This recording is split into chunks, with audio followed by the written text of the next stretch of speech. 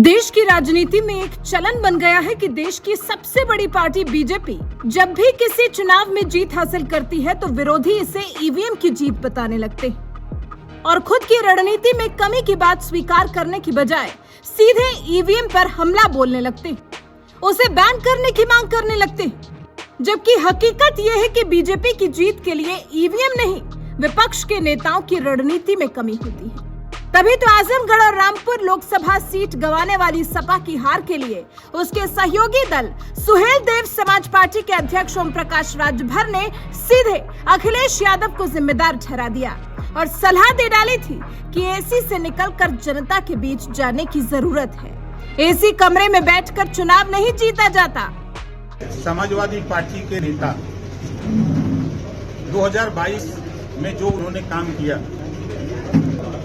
Nomination के अंतिम दिन पर्चा दाखिल कराना, एक एक सीट पर दो तीन लोगों को दौड़ा देना, उसे इन्होंने सीख नहीं लिया।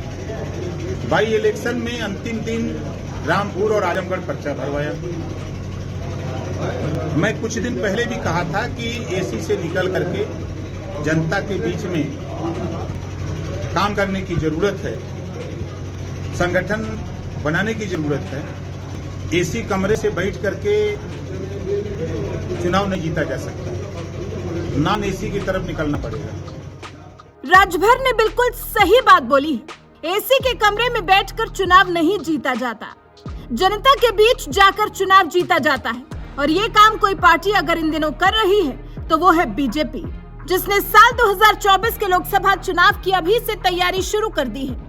वैसे तो लोकसभा चुनाव में अभी 2 साल का समय है, लेकिन बीजेपी की पहचान ही यही है कि वो किसी चुनाव में जाने से सालों पहले ही उसके लिए रणनीति बनाना शुरू कर देती है और इस बार भी वो यही काम कर रही है।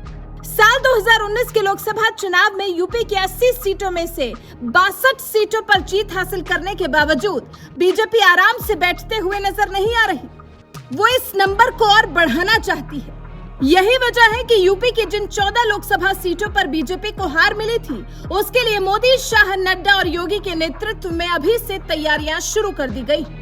ये 14 सीटें हैं: मैनपुरी, अमरोहा, मुरादाबाद, घोसी, मऊ, रायबरेली, बिजनौर, नगीना, सहारनपुर, संभल, अंबेडकर नगर, गाजीपुर, जौनपुर, लालगंज। ये वो सीटें हैं जहां बीजेपी साल 2019 के लोकसभा चुनाव में जीत हासिल नहीं कर पाई थी। इनमें 2 और सीटें रामपुर और आजमगढ़ भी थी, लेकिन हाल ही में हुए उपचुनाव में बीजेपी ने दोनों ही सीटों पर जीत हासिल कर अपने कब्जे में कर ली है। यानी अब 14 सीटों पर उसे मेहनत करनी है, जिसके लिए इसी महीने यूपी बीजेपी के नेताओं की हुई बैठक में रणनीति बनाई जा चुकी थी, जिसे अब जमीन पर उतारने का वक्त आ गया है। यूपी बीजेपी प्रवक्ता मनीष शुक्ला के मुताबिक पार्टी इन सभी 14 सीटों को जीतने पर काम कर रही है। इसके लिए केंद्रीय मंत्री और राज्य संगठन के पदाधिकारियों को लगाया गया है। 2024 के लोकसभा चुनाव के लिए अभी से रणनीति बनाने में जुटी बीजेपी ने इन 14 सीटों पर कमल खिलाने के लिए मोदी सरकार के 4 केंद्रीय मंत्रियों के समूह को जिम्मेदारी दी है, जो सपा, बीएसपी और कांग्रेस के कब्जे वाली 14 लोकसभा सीटों पर 17 जुलाई से 3 दिन तक कैंप करेंगे।